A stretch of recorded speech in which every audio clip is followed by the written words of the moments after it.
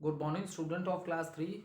How are you? I hope you all are fit and healthy. So, welcome back to your EVS class, student. Today date is 9 February 2022, and I am teaching you chapter number 19, Things We Make.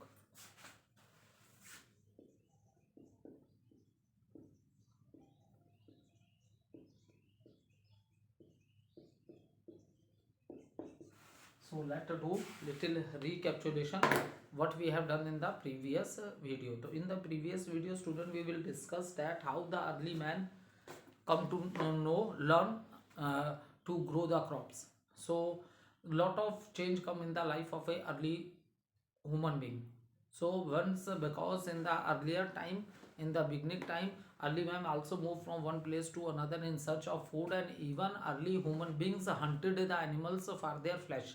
वो जानवरों को शिकार करते थे, उन्हें जान से मार देते थे उनका फ्लैश खाने के लिए, मीट खाने के लिए।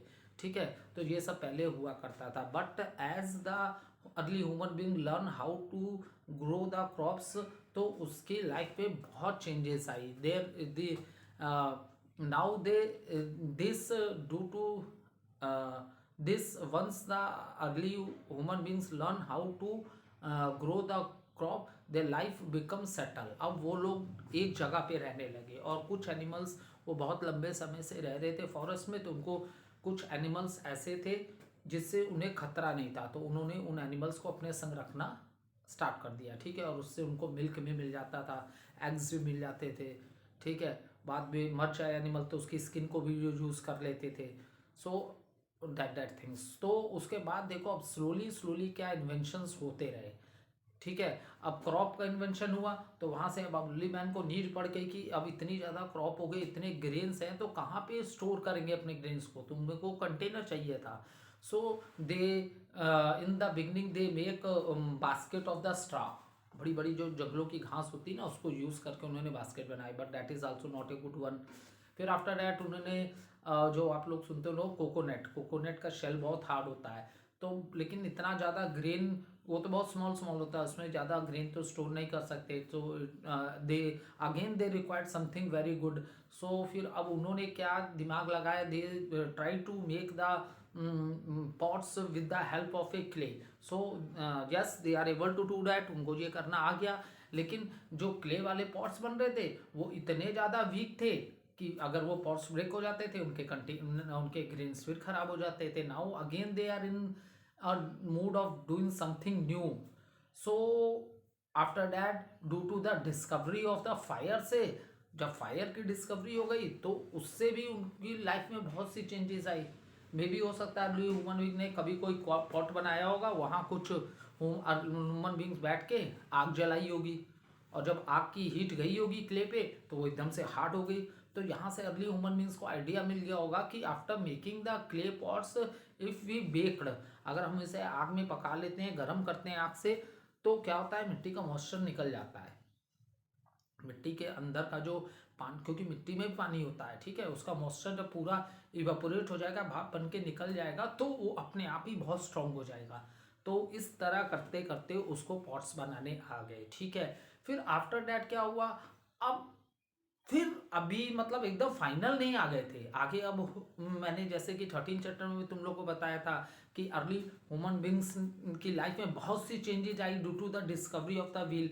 तो डिस्कवरी ऑफ व्हील से, और उनके क्ले पॉट्स, जो क्ले से जो वो बर्तन बना रहे थे, मिट्टी के बर्तन बनाने का जो आर्ट था उनका और बेटर हो गया, क्योंकि now they are making different types of the shape with the help of a wheel.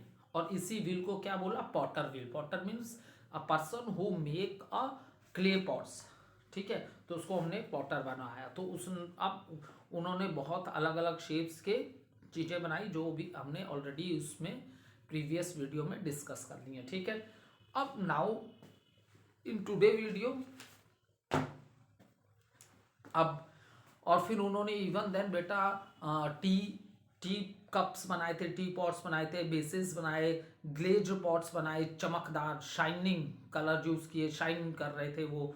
तो ये हमने डिस्कस किया ही है प्रीवियस वीडियो में, डिटेल में देखना हुआ तो आप वहाँ से चेक कर लेना।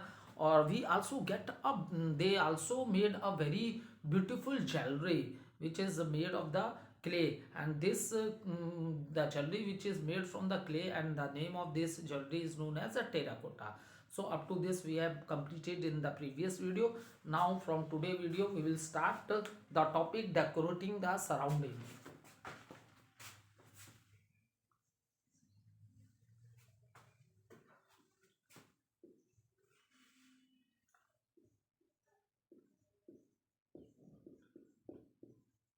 Decorating the surrounding.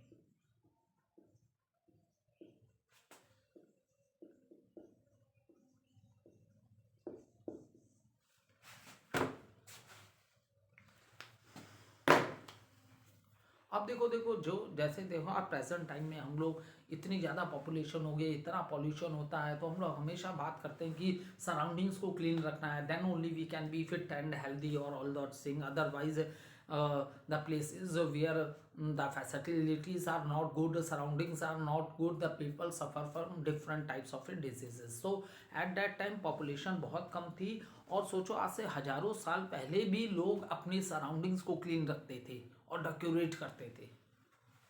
चीज़ें वही हैं जो हमने इतने साल पहले की थी, लेकिन वही धीरे धीरे और मॉडिफाइड होता जा रहा है।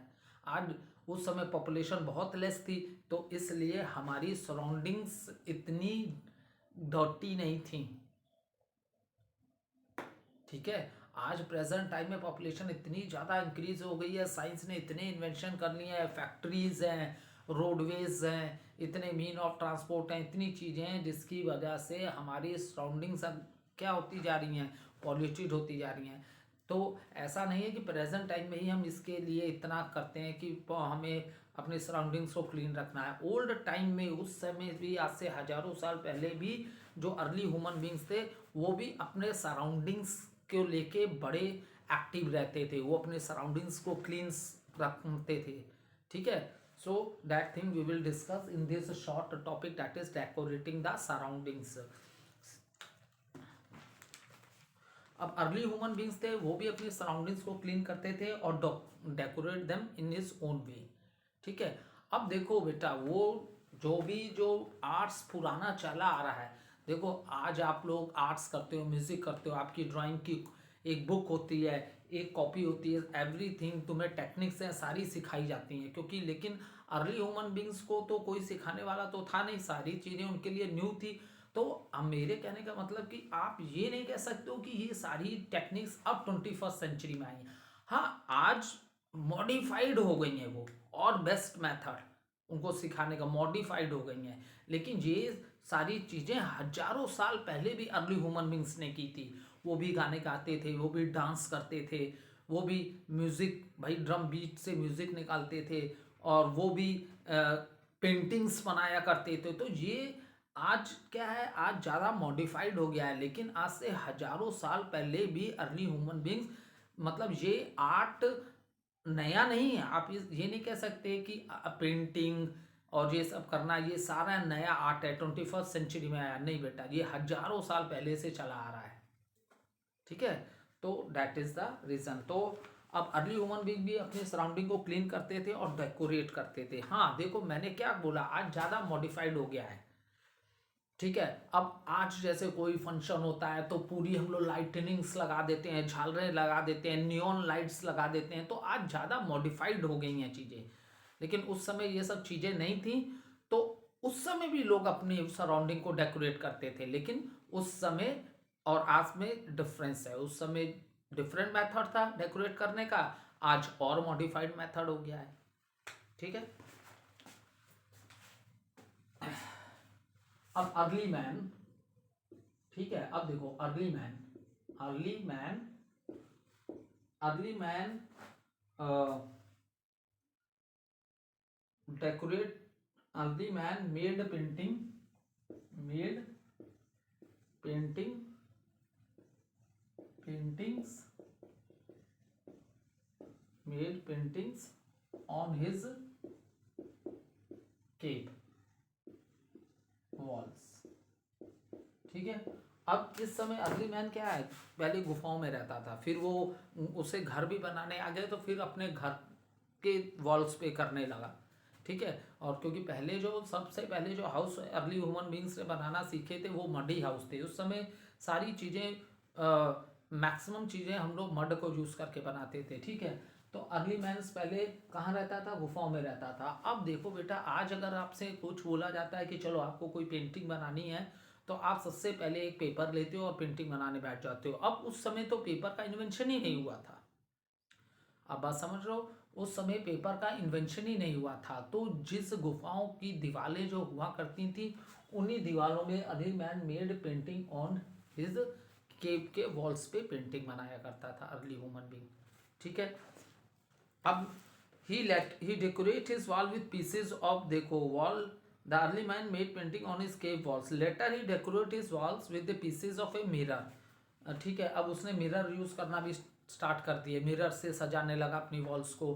और मिरर में क्या होती थी? ज्योमेट्रिकल शेप्स होती थी। ज्योमेट्रिकल शेप्स तुम लोग देखे हो, डिफरेंट डिफरेंट पैटर्न, रेक्टेंगल हो सकता है, सर्किल हो सकता है, ट्रायंगल हो सकता है, हेक्सागन हो सकता है। इस तरह अलग अलग शेप्स जो होती हैं आपने पढ़ी होंगी मैथमेटिक्स में। So in that manner start decorating the walls of his cave and this mirrors are cut into a geometrical shapes. और उसे डिफरेंट डिफरेंट पैटर्न में अरेंज करते थे विद वाइट लाइन, और उसके साइड में क्या लगाते थे? White line. Arrange them in pattern with white line. और इस आर्ट को क्या बोला गया? आज से हजारों साल पहले ये जो आर्ट था, दिस आर्ट इज कॉल्ड लीपन। इस आर्ट को क्या बोला गया? लीपन बोला गया, ठीक है। दिस आर्ट इज कॉल्ड लीपन, ठीक है। जो वॉल्स पे पेंटिंग करना, कैसे पेंटिंग करना, ठीक है, वॉल्स पे पेंटिंग करना, उनको डेकोरेट करना है ज्योमेट्रिकल शेप में, मिरर को कट करने को, और white with white lines different pattern arrange करते थे। इसको, इस इतने पुराने आर्ट्स को लीपन के नाम से बोला गया, ठीक है। अब next important thing which we will discuss here, can you tell that was use by king in place of mirror, ठीक है। मिरर की जगह कैसे क्या यूज करते थे? पहले लोग अपनी शक्ल वाटर में, जैसे पानी में आप झांको तो आपको अपनी हल्की सी धुंधली सी आपको अपनी शक्ल दिखाई देती है, ठीक है। तो वाटर में भी करते थे। और अब देखो नेक्स्ट, अब है जो चीज़ हम लोग पढ़ेंगे, Madhubani and Warli arts. Songs have become very famous. अच्छा, मधुबनी और वारली आर्ट्स के बारे में हम लोग पढ़ेंगे, ठीक है। चलो ये भी एक्सप्लेन कर देते हैं आपको। अब देखो मधुबनी आर्ट, ठीक है। सो मधुबनी आर्ट्स के बारे में डिस्कस करते हैं।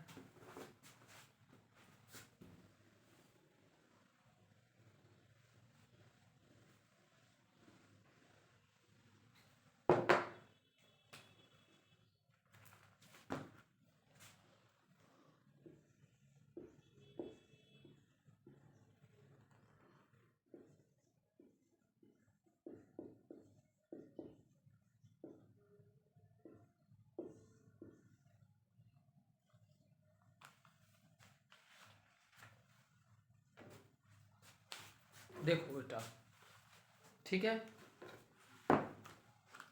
अब मधुबनी आर्ट्स जो था, ठीक है, मधुबनी आर्ट्स के बारे में आप लोग जान लो। मधुबनी एक आर्ट्स, ये कहाँ का है? ये बिहार का है, बिहार स्टेट का है, ठीक है। बिहार में एक विलेज है जिसका नाम मिथिला था, ठीक है। मिथिला था नहीं है। तो बिहार में एक विलेज है जिसका नाम मिथिला है।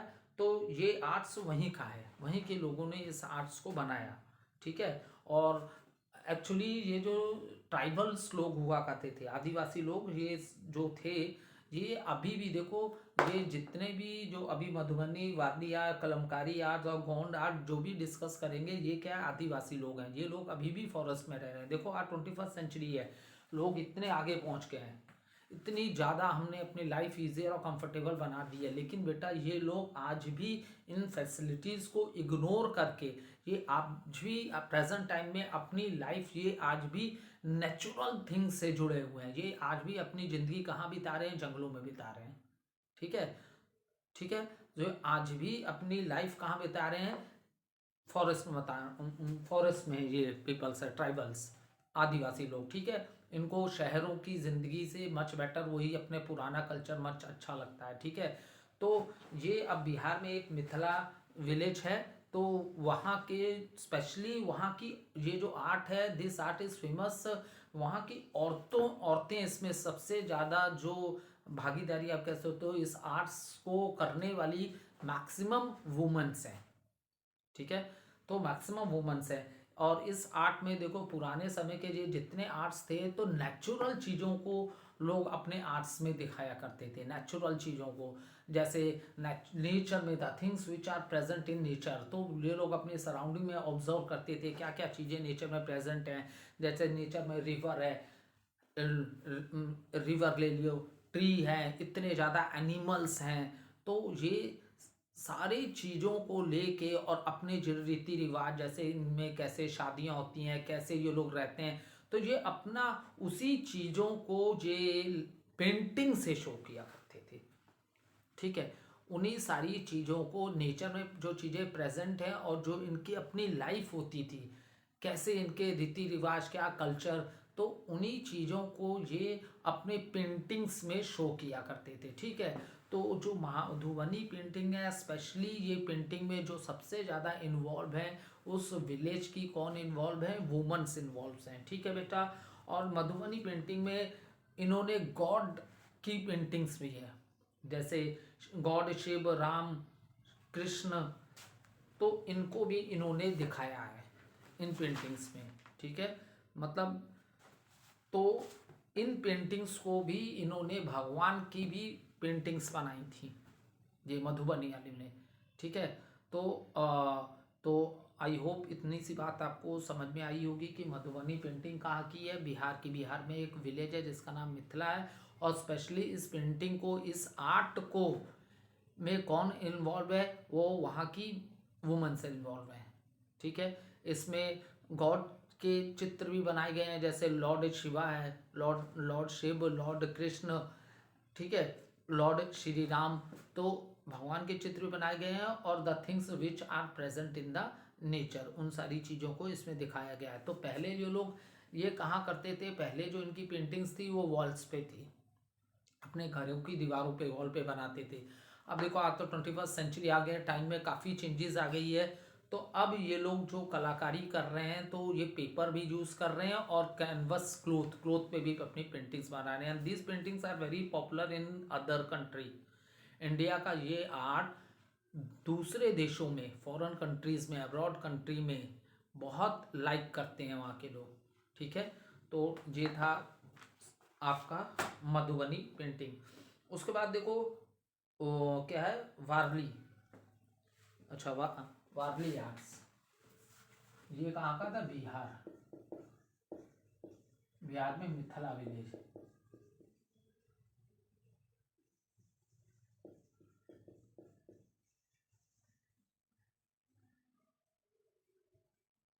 और अब नेक्स्ट हम लोग पढ़ेंगे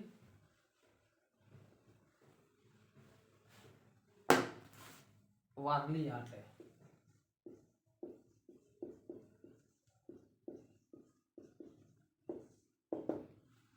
अब ये जो वारली आर्ट है बेटा, ये कहाँ, देखो ये सबसे बड़ी कंट्री, अरे सॉरी सॉरी, मेरे कहने का मतलब कि हम लोग कहते हैं कि बहुत सबसे ज़्यादा हाईटेक सिटी है क्या, मुंबई, महाराष्ट्र की बात करते हैं। देखो महाराष्ट्र इतनी हाईटेक सिटी होने के बाद भी महाराष्ट्र का ही एरिया में ये जो फॉरेस्ट हैं वहाँ के ये ट्राइबल्स का आर्ट है, वहाँ के आदिवासियों का ये आर्ट है जिसका नाम है वारली आर्ट। ठीक है, और अ, और ये क्या है, बहुत ही फेमस है। ये कहाँ पे है, महाराष्ट्र में है। ठीक है, ये आर्ट कहाँ का है, वारली आर्ट महाराष्ट्र में है।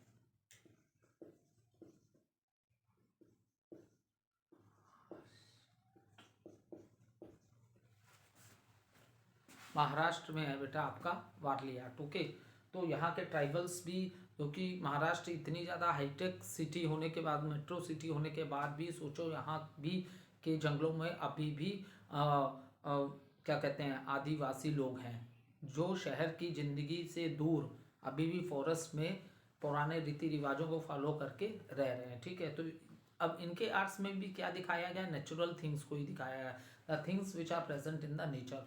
और स्टार्टिंग में जैसा कि मैंने मधुबनी में भी बोला था, स्टार्टिंग में पेंटिंग वॉल्स पे थी, अब पेपर और क्लोथ भी यूज हो रहा है। Okay, thank you student, we will continue this topic in the next video.